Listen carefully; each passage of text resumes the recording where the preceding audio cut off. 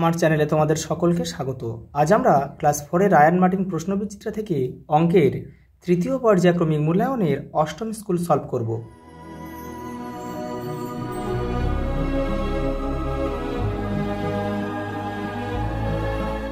দেখো প্রথম প্রশ্ন, দেখো এরাটোস্থেনিস কোন দেশের গণিতজ্ঞ ছিলেন? গ্রিস। দুটি যমজ মৌলিক সংখ্যার উদাহরণ দাও।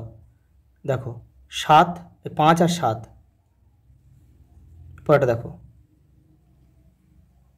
81 থেকে 90 পর্যন্ত মৌলিক সংখ্যাগুলি লেখো। 83 আর 89, এটা কিন্তু মৌলিক ভাঙা, মানে কোনো কিছু দ্বারা এদেরকে ভাঙা যায় না বা ভাগ করা যায় না। দুই অঙ্কের বৃহত্তম যৌগিক সংখ্যাটি লেখো। 99। দুটি পরস্পর মৌলিক সংখ্যার উদাহরণ দাও। 7 আর 11। দেখো বলছে 0.01কে সামান্য ভগ্নাংশে পরিণত করো। দেখো পয়েন্ট তুলে দাও, তাহলে পয়েন্ট তুলে দেখো, নিচে পয়েন্টের জন্য 1 ঘর, আর পয়েন্টের পরে 2 ঘর আছে, দুটো শূন্য বসাও, আর উপরে 1, তাহলে 1 এর 100। সংখ্যাটিকে দশমিক ভগ্নাংশে পরিণত করো। কটা শূন্য আছে? 1 2 3। পয়েন্টকে 3 ঘর সরিয়ে দাও, তাহলে হবে কত? 1 ঘর 2 ঘর, এই 3 ঘর। তারপরে পয়েন্ট দাও, পয়েন্টটাকে বোঝানোর জন্য বাঁ দিকে একটা শূন্য দাও, তাহলে 0.029। 3 মিলিমিটার 1 সেন্টিমিটার কত অংশ? তাহলে সেন্টিমিটারকে মিলিমিটার নিয়ে ডেসি সেন্টিমিলি, তাহলে 2 ঘর অর্থাৎ 10, তাহলে 10, তাহলে 3/10 হবে এটা। কোন ত্রিভুজের 3টি বাহু পরস্পর সমান হয়? সমবাহু ত্রিভুজ। 3/3 অংশকে কি বলা হয়? এটাকে 3/3 কেটে দেয় 1 বলা যায় বা সম্পূর্ণ বলা যায়।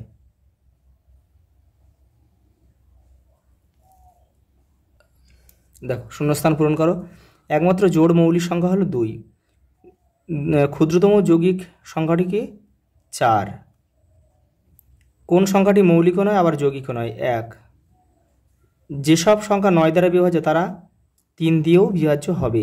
যৌগিক সংখ্যার গুণনীয়ক বা উৎপাদক সংখ্যা কমপক্ষে 3টি হবে। কোনো সরল অঙ্কে যোগ বিয়োগ গুণ ভাগ থাকলে কার কাজ আগে করতে হবে? আমরা দেখো বদমাশের নিয়ম অনুযায়ী কিন্তু ভাগের কাজ আগে করতে হবে। একটি আয়তঘনাকার বাক্সের 6টি তল থাকে। দেখো পরেরটা দেখো, সঠিক উত্তরের নিচে দাগ দিতে বলেছে। দেখো কোনো বস্তুর দাম একই রেখে ওই বস্তুর সংখ্যা বাড়লে দাম কিন্তু বাড়বে। সরলরেখার মাত্রা হবে একটি। কোন সংখ্যাটি 3 দ্বারা বিভাজ্য? দেখো যে সংখ্যার অঙ্কগুলোর যোগফল 3 দ্বারা বিভাজ্য। দেখো 5 আর 3 8 আর 9, তাহলে এটা 9 3 দ্বারা বিভাজ্য, অতএব এটা হবে। দেখো 12 আর 20 লসাগু কত হবে? 60। দেখো 60-এ দুজন মিলে যাবে।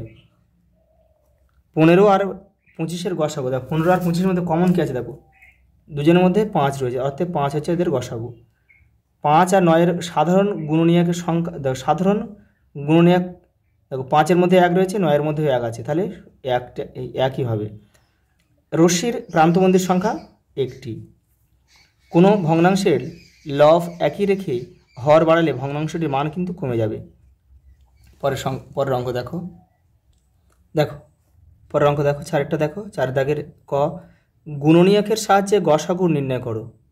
আর দেখো খ দিয়েছে কি? গুণিতকের সাহায্যে লসাগু নির্ণয় করো। আর সরল দেখো একটা দিয়েছে, 3টে অঙ্ক একসঙ্গে দেখে নাও। এই যে দেখো আগে 12টাকে উৎপাদকে ভাঙলাম, 15টাকে ভাঙলাম, 18টাকে ভাঙলাম। দেখো 3 জনের মধ্যে মিল কি?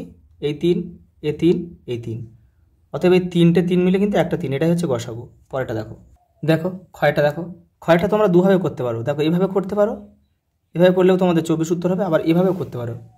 যে দেখো 4কে উৎপাদকে ভাঙলাম, 2 দুগুণে 4, 8কে ভাঙলাম 2 দুগুণে 4, 4 দুগুণে 8, 12কে ভাঙলাম 3 দুগুণে 6, 6 2 12। দেখে নাও কী হবে। দেখো এর মধ্যে দেখো এই একটা 2, এই একটা 2, এই 2, তাহলে এই 3টে 2 থেকে একটা 2, আবার এই একটা 2, এই একটা 2, এই একটা 2, এই 3টে 2 থেকে আরেকটা 2 এলো। আর কি পড়ে আছে কি? এই 2 আর 3। তাহলে লসাগুর সময় কিন্তু যেগুলো পড়ে থাকবে সেগুলোও নিতে হবে। তাহলে দেখো 3 দুগুণে 6, 6 দুগুণে 12, 12 দুগুণে 24, দেখো 24। এভাবেও তোমরা করতে পারো। গয়াটা দেখো 5 লসাগু, তাহলে এই 5 5 মিলে গেল, মানে উপরেগুলো যোগ রয়েছে, উপরেগুলো বসে গেল, 1 আর 3 বসে গেল, তাহলে কি 3 এর আগে 4। তাহলে দেখো আবার এখানে দেখো এই বসালাম, এবার এখানে 5 লসাগু, এবার এখানে পূর্ণ সংখ্যা থাকলে এটা ওর সঙ্গে এটা গুণ করতে হয়, তাহলে 5 একে 5, আর দেখো 5 5 মিলে গেলে 4টা বসে গেল, তাহলে 5 থেকে 4 বাদ দাও 1, আর 5 পড়ে রয়েছে, তাহলে 1 এর 5, এটাই উত্তর।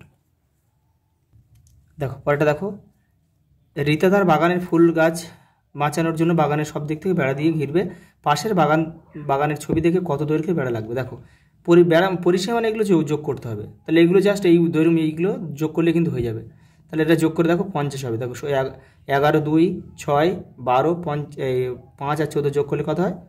50 মিটার, এটা কিন্তু উত্তর হবে। পরেরটা দেখো, 5 আর কী দিয়েছে দেখো, এটা সরল দিয়েছে। দেখো এগুলো পরপর দেখে নাও, দেখিয়ে দিচ্ছি। এই দেখে নাও, সরলটা দেখে নাও। প্রথম বন্ধনী কাজ আগে করলাম, করে দেখো ঠিক যেমন আছে। এবার এখানে দেখো যোগ আর গুণ আছে, তাহলে গুণের কাজটা আগে করতে হবে। গুণের কাজ আগে করলাম, যোগ করে নিলাম, বিয়োগ করে নিলাম, এটা হয়ে গেল। তারপর দেখো উৎপাদকের সাহায্যে গুণ বলেছে, মৌলিক উৎপাদকের সাহায্যে এটাকে ভাঙলাম, ভেঙে উৎপাদক পেলাম। 24টাকে ভাঙলাম, এই পেলাম। এবারে জাস্ট গুণ করে দিলাম। দেখো মৌলিক উৎপাদকের সাহায্যে ভাগ, এই যে দেখো ঠিক এভাবে করতে হবে। এই যে এই 7 এই 7 আর 7 3, এই 7 3 3 কাটো, এটাই উত্তর। দেখো লিচু আর কলার যে অঙ্কটা দিয়েছে, দেখো দুজনের মধ্যে কমন কে 5, অতএব 5 জনকে সমানভাবে ভাগ করে দেওয়া যাবে। অর্থাৎ দেখো তাহলে 5 জন হলে কটা করে লিচু হবে? 3টে করে। 3 5 15, 3টে করে পাবে।